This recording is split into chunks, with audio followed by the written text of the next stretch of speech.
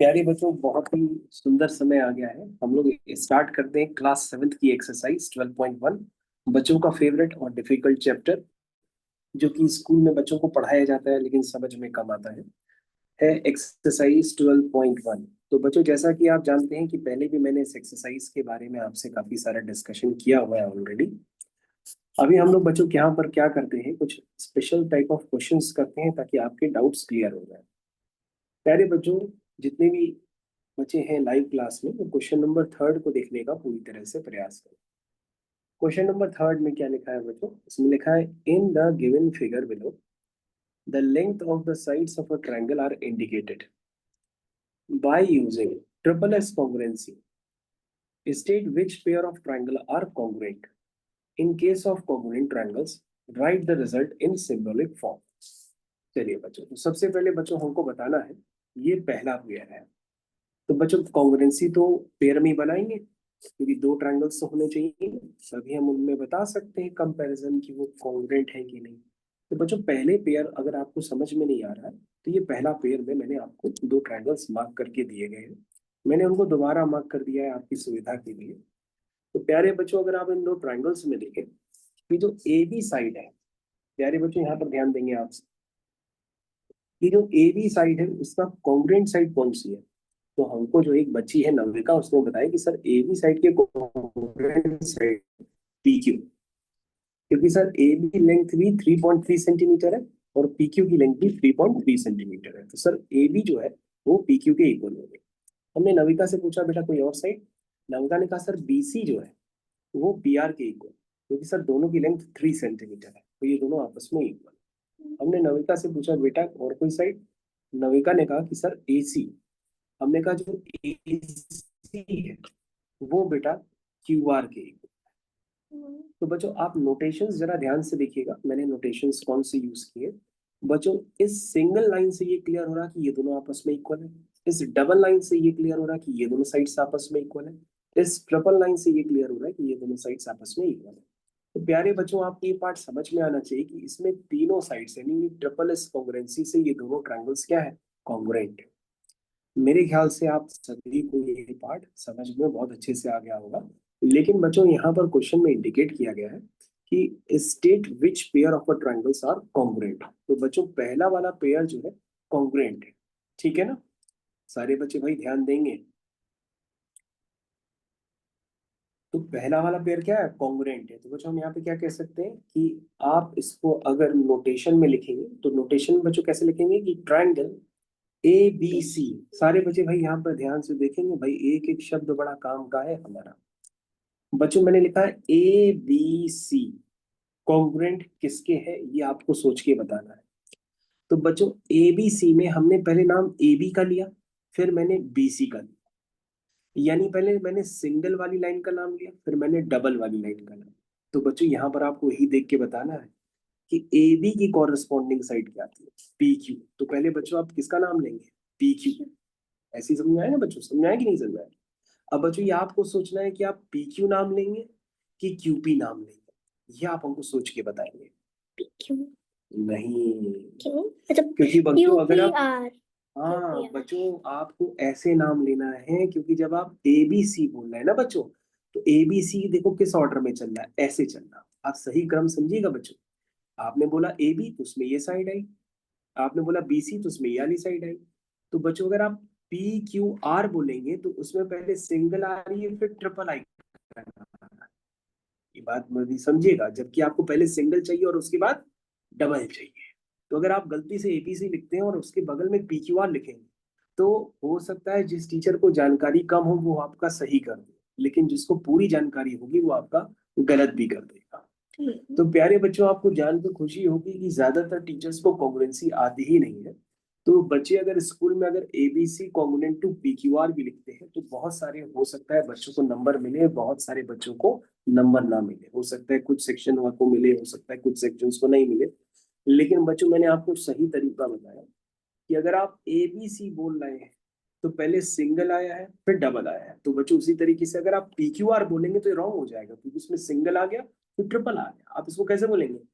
Q P R बोलेंगे तब ये सही आएगा, क्योंकि क्यू पी आर में पहले क्या आएगा, सिंगल, फिर डबल और फिर ट्रिपल। मेरे ख्याल से बच्चों आपको ये सिंबॉलिक आइटम समझ में आना चाहिए। तो मैंने बच्चों बहुत टेक्निकल बात बताई है, ये आपको किस तरह से लगा, समझ में आई?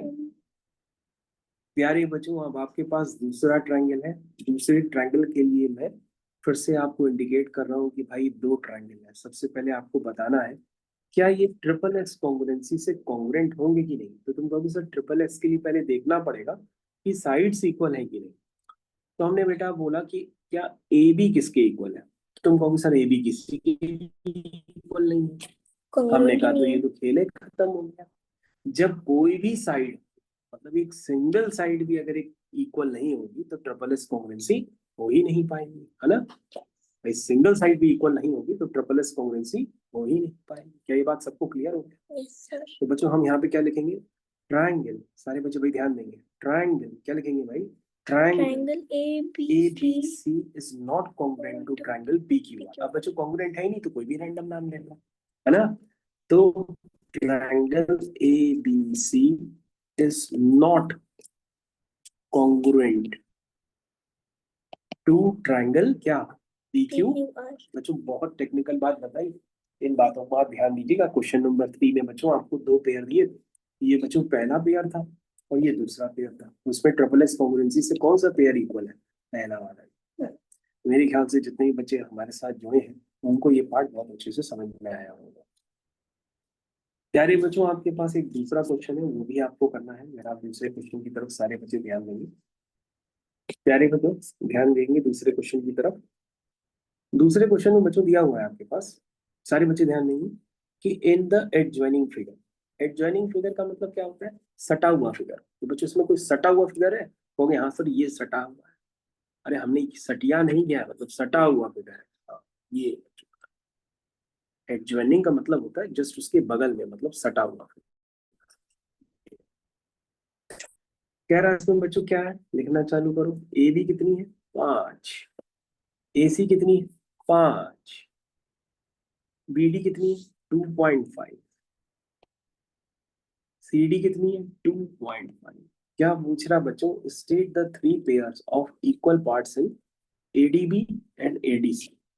कह रहा भैया दो ट्रायंगल है, एक का नाम है एडीबी और एक का नाम है एडीसी। तीनों में तीन इक्वल पार्ट्स बताने हैं। तो नविका मुस्कुराई, नविका ने कहा सर इस क्वेश्चन का आंसर हम आपको तुरंत बता देंगे। मैंने कहा नविका कैसे। नविका ने कहा कि सर तीन इक्वल पार्ट हम आपको बता देंगे। सर ध्यान से देखिएगा। हमने कहा बताओ नविका। नविका ने बताया कि सर जो ए बी है वो किसके इक्वल है, ए सी है। देखो पहला इक्वल पार्ट, ए बी किसके इक्वल है, ए ए सी सी के। के। फिर नविका ने मुस्कुराते हुए कहा कि गुरु जी की जो बी डी है, जो बी डी है वो डी डीसी सी के के इक्वल है। कलर। बहुत नविका मुस्कुराई, नविका मुस्कुरा मुस्कुरा के अब चुपचाप बैठ गई, कहने लगी सब तीसरा पार्ट तो पता ही नहीं पड़ा कहाँ ही है, लेकिन ये कह रहे हैं तो तीनों लिखने भी हैं। हमने कहा नविका इसमें कौन से दो ट्रायंगल दिए थे। नविका मुस्कुराते हुए बोली कि सर एक ट्रायंगल तो ये वाला है और गुरु दूसरा ट्रायंगल ये वाला है। तो नविका ने, हमने पूछा नविका से, हमने कहा दोनों ट्रायंगल का नामकरण करो। सर ये डी और ये बी। सर ये डी, ये सी। ठीक है, कल बेटा फिर इसके आगे बताएंगे, ठीक। क्वेश्चंस यही कराएंगे इसके आगे, ठीक। A B D and A D C. तो नविका ने कहा कि सर हमने पकड़ लिया तीसरा कौन सा पेयर इक्वल है। तो नविका दोनों ट्रायंगल को ध्यान से देखो और बताओ कौन सा पेयर दोनों में आपस में इक्वल है। नविका ने कहा कि सर ए बी और ए सी को तो इक्वल कर ही लिया, सर बी डी और डी सी को भी इक्वल कर दिया है। तो सर तो ए सर डी। देखो ना दोनों ट्रायंगल में जो ए डी है वो सेम है, उसमें भी ए डी है और उसमें भी ए डी। तो हमने कहा ये क्यों इक्वल है। नविका ने रीजन कहा कि सर ये दोनों ट्रायंगल में क्या है, कॉमन है। क्या है, कॉमन कॉमन। है। तो बच्चों इसका रीजन क्या है, क्योंकि ये क्या है, कॉमन। क्या है, कॉमन। कॉमन। तो बच्चों ऊपर वाले दोनों पार्ट तो गिवन थे, वो तो दिखाई दे रहा था कि ये भी गिवन है, ये भी गिवन है, लेकिन नविका तीसरा वाला पार्ट नजर नहीं आ रहा था। जो पार्ट नजर नहीं आता है तो उसको हम लोग क्या कह रहे हैं कि वो क्या है दोनों ट्रायंगल्स कॉमन। में, कॉमन है। तो नविका ने कहा कि सर तीनों सर दोनों ट्रायंगल में कॉरस्पॉन्डिंग साइड्स तो इक्वल हो गई है, तो ये सर कौन सी कॉन्ग्रुएंसी हुई? Triple S. उन्होंने पूछा है भैया कि क्या ये दोनों ट्रायंगल्स कॉन्ग्रुएंट है? तो नविका ने कहा कि यस सर कॉन्ग्रुएंट है। उसका रीजन क्या है? Triple S. अब उसके बाद पूछा जा रहा है कि भैया क्या एंगल भी एंगल सी के बराबर होगा? नविका ने मुस्कुराते हुए कहा कि सर अगर ट्रायंगल्स कॉन्ग्रुएंट हो जाते हैं तो उनकी सारी साइड्स और सारे कॉरस्पॉन्डिंग एंगल्स भी कॉन्ग्रुएंट हो जाते हैं। तो सर ये वाला जो एंगल होगा, सर ये वाला जो एंगल होगा वो इक्वली होगा। क्यों? क्योंकि सर दोनों ट्रायंगल्स क्या हो चुके हैं? कॉन्ग्रुएंट हो चुके हैं। और सर ये तो छोड़ो सर, ये वाला जो भी एंगल है ये भी इक्वल होगा। और सर ये वाला जो एंगल होगा ये भी इक्वल होगा। लेकिन सर इन्होंने हमसे क्या पूछा है? क्या एंगल भी एंगल सी के बराबर होगा? यस। नविका ने कहा सर इसका स्कूल में रीजन लिखवाया गया है, का है C B C D C. तो बच्चों देख लीजिएगा, हो सकता है आपके सेक्शन में सीपीसीटी लिखवाया हो तो सीपीसीटी लिखिएगा, और अगर आपके सेक्शन में सीपीसीटीसी लिखवाया गया हो तो आप सीपीसीटीसी लिखिएगा। तो प्यारे बच्चों आपको ये दोनों क्वेश्चंस क्लियर हुए कि इनको किस तरह से किया गया? तो प्यारे बच्चों आपने पहली बार सीखी कि भाई ट्रिपल एस कॉन्ग्रुएंसी को हमें किस तरह से कंप्लीट करना है। बच्चों ये बहुत ही इंपॉर्टेंट पार्ट था जो भी आपने सीखा। प्यारे बच्चों अब आ गया है क्वेश्चन नंबर 5। Question number 5। अच्छा प्यारे बच्चों, ये जो भी लेक्चर हमारा लाइव देख रहा है उन सबको ये बात पता होनी चाहिए कि भैया पहले आप अपने गुरुजन से या हमसे वो लेक्चर जरूर ले लें जिसमें मैंने कॉन्ग्रुएंसी के टाइप्स सिखाए हैं। क्योंकि मैंने आपको पहले कॉन्ग्रुएंसी के टाइप्स सिखाए हैं, उसके बाद ही आप एक्सरसाइज कर रहे हैं। तो जितने बच्चे भी हमारे साथ जुड़े हैं वो कॉन्ग्रुएंसी के टाइप्स जरूर उनको पता होने चाहिए, तभी वो उस लेक्चर को देखें, अन्यथा आपको कम समझ में आएगा। तो प्यारे बच्चों मैंने आपको कॉन्ग्रुएंसी के टाइप्स ऑलरेडी बता रखे हैं कि भाई ट्रिपल एस होता है, एस एस होता है, डबल एस होता है, आरएचएस होता है। इस तरह से 5 कॉन्ग्रुएंसी होती है। ये बच्चों मैंने आपको बताई हुई।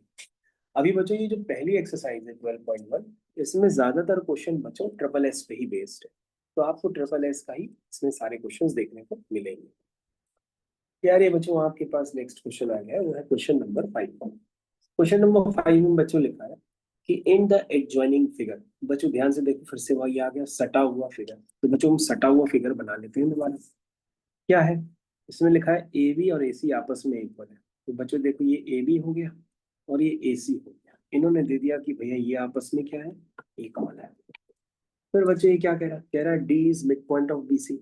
बच्चों अगर डी जो है, सारे बच्चे भाई हमारी बात ध्यान से सुनेंगे, अगर जो बच्चों डी है वो बी और सी का मिड पॉइंट है, तो मतलब मिड पॉइंट का मतलब ये होता है कि बच्चों डी की जितनी डिस्टेंस बी से होगी डी की उतनी डिस्टेंस सी से भी होगी, तभी डी क्या है? बी और सी का मिड पॉइंट है। तो बच्चों मिड पॉइंट होने का मतलब वो गला फाड़ फाड़ के चिल्ला रहा है कि जो बीडी की लेंथ होगी वही डीसी की लेंथ होगी, ये दोनों आपस में क्या होगी? इक्वल हो। क्या बात समझ में आई?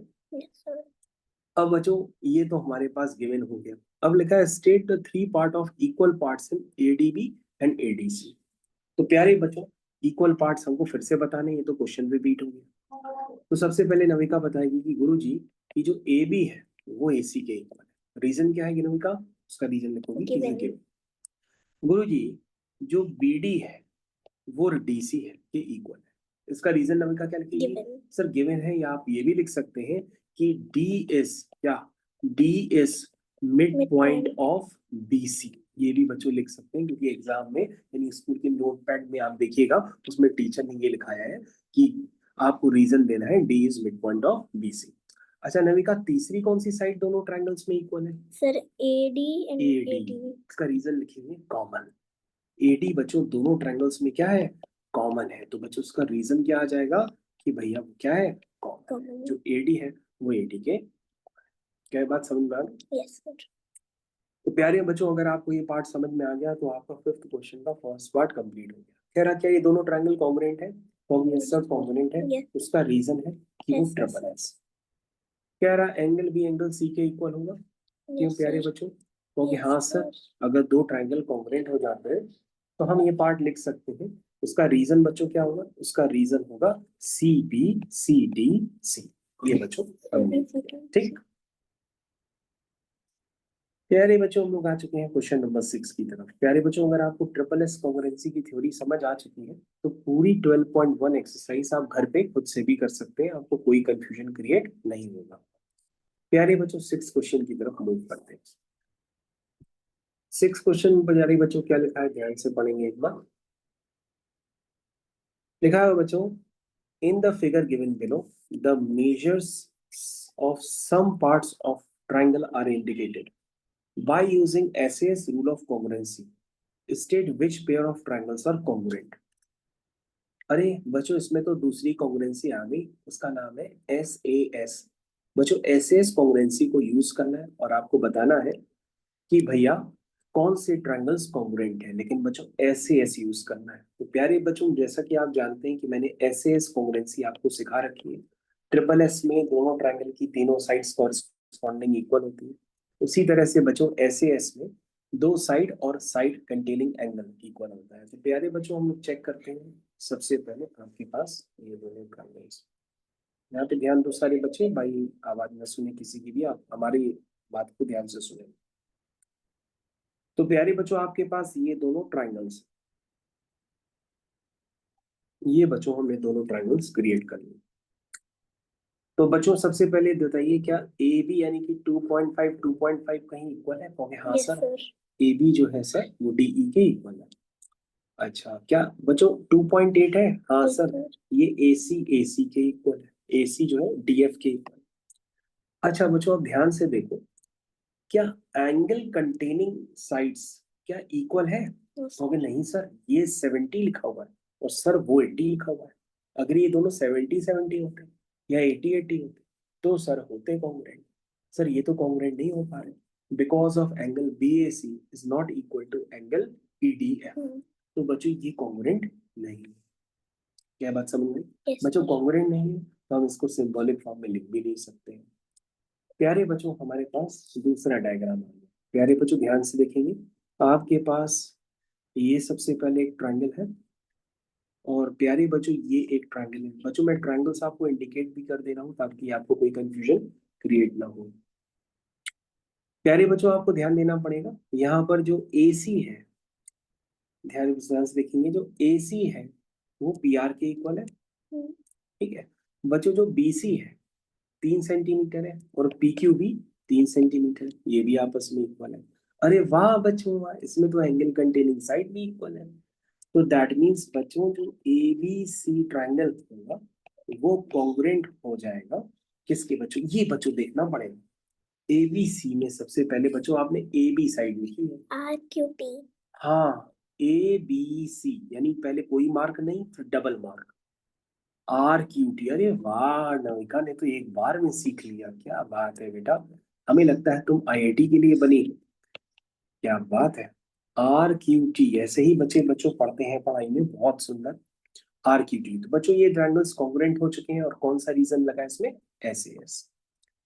प्यारे बच्चों, कॉन्ग्रुएंसी मैं आपको बता दूं बच्चों, कॉन्ग्रुएंसी आपको क्लास 12th तक करनी है, लेकिन बच्चों की जो कॉन्ग्रुएंसी होती है वो 7th क्लास में भी आती है। तो 7th क्लास से ही बच्चों के मिसकंसेप्ट्स क्रिएट हो जाते हैं और कॉन्ग्रुएंसी उसकी आखिरी तक गलत ही चलती है। तो प्यारे बच्चों, इस लेक्चर को आपको बार बार देखना होगा अगर आपको कॉन्ग्रुएंसी के कंसेप्ट सही तरीके से यूज करने हैं। तो प्यारे बच्चों, आप ध्यान से देखिए, जो EF है वो 3 सेंटीमीटर है, यहाँ बच्चों QR जो है वो 3 सेंटीमीटर है। बच्चों जो DF है वो 3.5 सेंटीमीटर है। बच्चों जो QP है वो 3.5 सेंटीमीटर है। बच्चों जो DFE है वो 40 है और बच्चों उसमें PQR जो है, तो बच्चों एंगल कंटेनिंग साइड्स इक्वल है। दैट मींस ये बच्चों ट्रायंगल्स कॉन्ग्रुएंट है। तो नविका हमको सोच के बताएगी कि DEF का कॉन्ग्रुएंट ट्रायंगल कौन सा? DEF सर RQP नहीं RQP नहीं नहीं नहीं नहीं RQP नहीं बच्चों, एक बार देखते हैं। बच्चों देखो, DEF में पहले कुछ नहीं आया और उसके बाद सिंगल आइकन आया। उसी तरह से बच्चों PRQ लिखना पड़ेगा, है ना? उसी क्रम में लिखना है PRQ। हो सकता है नविका उल्टी बैठी हुई है तो थोड़ा सा बताने में कंफ्यूज हो गई, बाकी इसको आता है। बच्चों आखिरी के दो ट्रायंगल्स आप ध्यान से देखिए और प्यारे बच्चों, आपको SAS और ट्रिपल एस कॉन्ग्रुएंसी के लिए प्रैक्टिस के लिए एक्सरसाइज बहुत ही अच्छे से आपकी मैंने कंप्लीट कराई है। तो प्यारे बच्चों, रिमेनिंग क्वेश्चंस आपको होमवर्क में है, तो आप इसको अच्छे से करिएगा, जिसको मैं आने वाले टाइम्स पे आपके साथ एक्सप्लेन भी करूंगा। चलो बच्चों, अभी ध्यान से देखते हैं बच्चों। तो बच्चों, जो बी ए है वो किसके इक्वल है? क्यूपी के इक्वल है। उसके बाद बच्चों, जो बी सी है वो बच्चों क्यू आर के इक्वल है। और बच्चों, दोनों में एंगल कंटेनिंग, अरे नहीं नहीं नहीं नहीं नहीं नहीं नहीं नहीं बच्चों, देखो कुछ गड़बड़ हो गया। बच्चों, यहाँ पे कुछ गड़बड़ हुआ है, जरा आप उसको थोड़ा ध्यान से देखिएगा।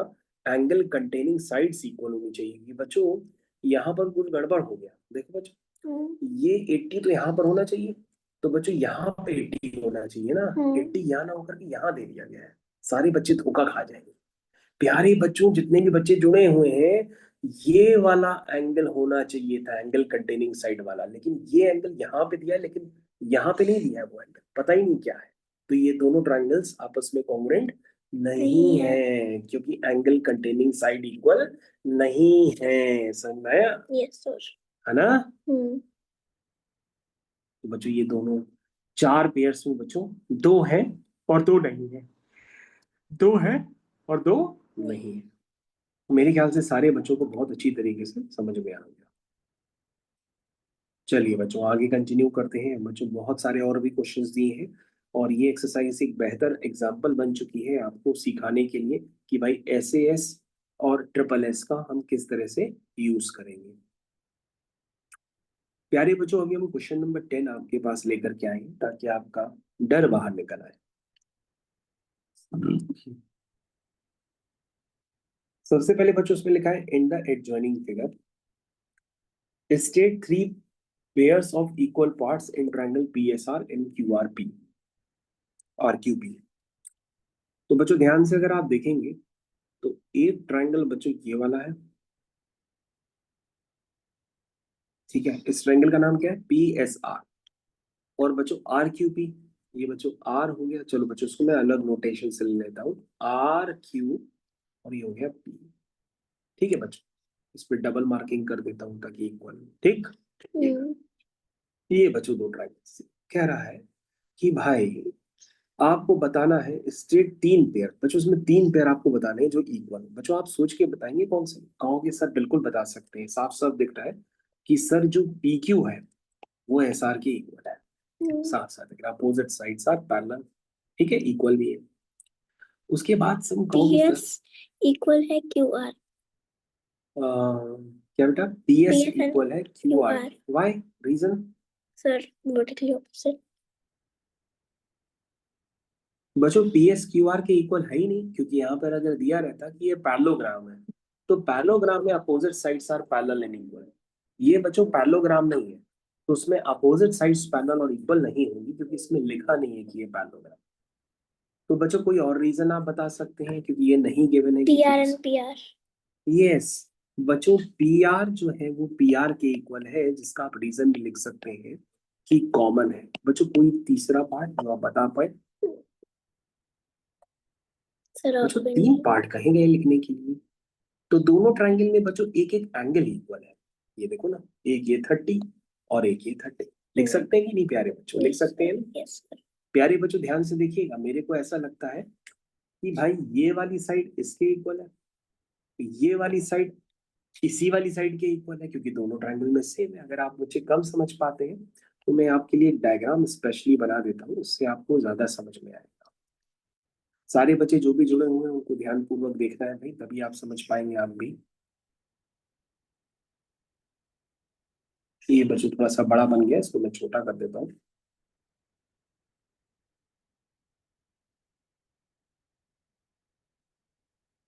तो प्यारे बच्चों, अब आपको ध्यान से देखना है। क्या देखेंगे भाई? आप देखेंगे ये वाली साइड इसके इक्वल है, और ये वाली साइड इसके इक्वल है, और ये वाला एंगल इसके इक्वल। ये बात समझ गई? तो बच्चों, हमें तो लगता है ये SAS कॉन्ग्रुएंसी है। क्या है बच्चों? SAS है, क्योंकि बच्चों side angle side SAS congruency है। तो बच्चों, हम यहाँ पे क्या लिख सकते हैं? हम यहाँ पे लिख सकते हैं कि angle QPR is equal to angle क्या? PRS। ठीक है, बात ये समझ में आ गया? तो कॉन्ग्रुएंसी कौन सी हुई?